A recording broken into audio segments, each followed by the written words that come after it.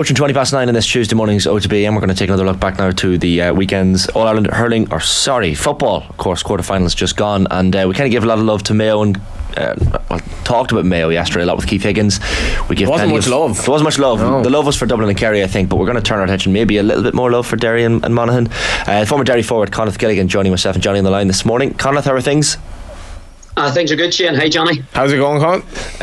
Derry, Conleith are like, I guess it was one of those games where two teams with similar styles between Derry and Cork. People expected Derry to get over the line, and ultimately they did, and I guess the scoreline would have been embellished a little bit more if McGuigan had put away that last minute penalty, but certainly showed elements of a really, really strong performance. Certainly didn't panic, Derry. No, and I think this time last year, had Derry have went to Croke Park playing poorly and Shane McGuigan not being to the fore, they probably wouldn't have won. So it just shows how much Derry have developed, and also the fact that maybe in the last 36 months, the fact that Derry supporters go to Croke Park and they don't put on a big performance, we win and we leave unhappy, is probably more signs of just how this Derry team is really developing. And I think Kieran Meena made the point after the game as well. I think he had it was a nerve touched by some reporters when they suggested Derry maybe when they get to Croke Park aren't as impressive as they maybe could be. But he made the point as well that there was a swirling breeze in Croke Park maybe at the weekend that people mightn't have noticed. It wasn't a day for flamboyant football. So essentially Derry just had to get the job done, and really they did. From the very outset, Paul Cassidy, with some of the points he was kicking, were very, very impressive. So a lot of positives, I think, for Meena to take from it. Yeah, big time. Like, there was 7 different scores for Derry, and in recent times that may have been similar, but it was all about people getting 1 point, whereas Cassidy got 2 points. And even within that, Rodgers comes up with 2 points in a game he's quiet in, but he really comes to the fore at the end. So I think Derry will be very happy getting into a semi-final, having played poorly, because last year against Clare they shot the lights out and they probably put themselves up on a pedestal going into the Galway game, whereas this game, everybody will be talking about Kerry and how devastating their performance was. So I think Derry are probably in a really good place going into this. Have they any sort of chance, Conleith? Have they any sort of chance? Yeah, look, I absolutely think they have. Obviously, there was a nerve struck with Kieran. The criticism probably in the last 2 games with Derry and Croke Park being Galway and the Dublin final. So they have to keep it tight. They can't let Kerry away from them. But the longer it stays tight, the more difficult it becomes for Kerry. And this isn't a game that Kerry will relish, because Derry play a style in which the kicking game of Kerry won't be as effective. That's the thing as well, because heading into the Kerry-Tyrone match, I think a lot of people, Conleith, were talking about that Tyrone midfield, Kennedy and Kilpatrick, and how dominant they'd been across the year, and one of, if not the best midfield partnerships in the country. But then you have what O'Connor and Barry did in that Kerry midfield, and just, I guess, bring a performance that not a lot of people expected. It'll be similar in that Kerry-Derry game, because they're going to be up against it again, the Kerry midfield. When you look at Glass and Rodgers, again, arguably probably one of the top, certainly 2 or 3 midfield partnerships in the country. Yeah, look, and there has been a number of them. Like, I thought Jim O'Connor and Jack Barry were both exceptional. I was one of those people who expected Kennedy and Kilpatrick to lord that, but Kerry were clever. They didn't let a midfield battle break out, because they just conceded the kick-outs to Tyrone, which took one of the strengths, which is Morgan's booming kick-out, out of it. So Kerry probably, their ego didn't get in the way. They decided, yeah, look, we might not be as good early as Tyrone here, but look, we'll hit them high. And they put that first line of 4 across the 45. They had another line of 4 across the 65. And in a game where we were expecting Tyrone to be the aggressors, it was actually Kerry who done that. And I suppose that's not something we would have expected from this Kerry team. And it was probably set up like Seanie O'Shea, probably Paddy Clifford, all day was at it. And that's something that we weren't expecting. But like, where Kerry are strong, where they've legs, the likes of Gavin White I thought was exceptional, but Derry have Paul Cassidy, the Ethan Doherty there, they'll not be found wanting in that stake. So I think Derry match up really well. I can't for the life of me, Conleith, see how this works for Derry now, just because Kerry have, say if they have a back 7, really, really unbelievably tigerish in the tackle, so there's no easy outlet for Derry. And I thought Derry defensively actually weren't great at times against Cork. I thought Cork got in for reasonable goal chances that better teams would have gotten at least points from. So do Derry go long for their kickouts, or do they basically try to have a possession game and bleed the life out of Kerry having the ball just to neutralise it, or how do they win this game? I just can't see it on last weekend. Yeah, well, it'll depend on what Kerry do. Will Kerry go after Derry's kickouts, or will they decide, look, it worked against Tyrone, we'll do it again? If they give Derry possession, the longer the game stays in and around a draw, the more Derry will believe, the more they'll live into it. It's really been the games where they've went behind, where things have had to change. But I think over the last season, Derry's attacking platform has really improved and increased.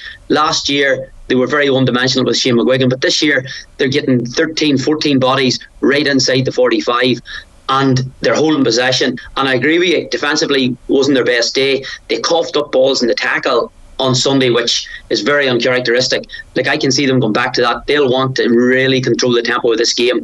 They'll move it out quick. They'll get 2 men up either side. They'll get 4 inside the 20. They'll try and keep the D clear so that the likes of your Paul Cassidy's can break through, your Brendan Rodgers, your Conor McCluskey's, and they have pace where Kerry have pace as well. So I don't think physically Derry will be found wanting. It'll be whether David Clifford can have one of the days like last week, or whether it is one of these days where he just shoots the lights out. A couple of things just to put to you, Conleith, maybe to counter Johnny's point as to maybe not being able to make an argument for Derry. Like, Oren Lynch is brilliant, and when he comes out with the ball, like, I think his distribution from hand, if you look at Ethan Rafferty from Armagh, sometimes there are Hollywood passes that maybe give Monaghan opportunities to score points. Oren Lynch seems to be more composed when he comes out with the ball.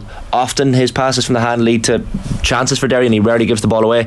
There's also the reaction to the Cork goal as well, because that goal from Maguire brings Cork immediately back into the game, but Derry didn't panic. That word again, panic. Like, Conor Doherty scores the goal basically immediately after, so Derry managed to kind of null that mini little storm from Cork. And there's also, Conleith, and this is probably the point I want to put to you, and Mina kind of mentioned it as well after the match, like the reaction to Galway beating Derry in the semi-final last year.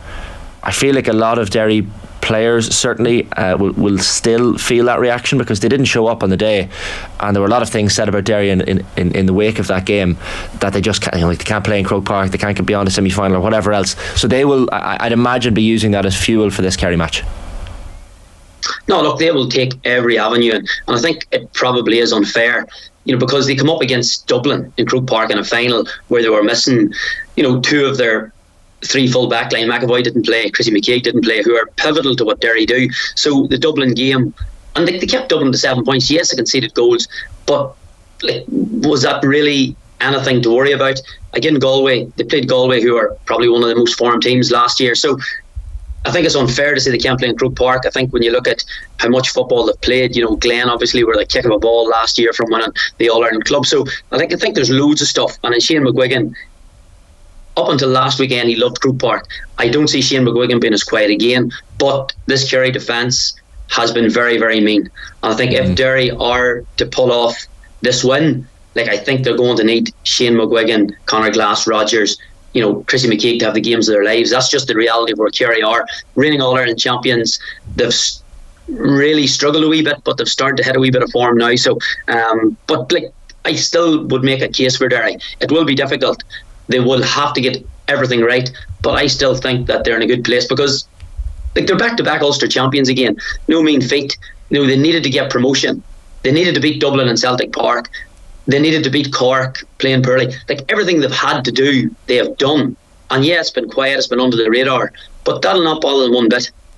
How do you expect Derry to marshal David Clifford? I know there can be sometimes too much focus put on Clifford when you look at the rest of Kerry's forward line, and there are of course other dangers there. Is it someone like a Chrissy McKeag? I know Chrissy's 33, but he's still brilliant, and someone who just, I guess, is willing to forego his own game to take someone else out of the game? Or do you give it to someone else in that Derry backline?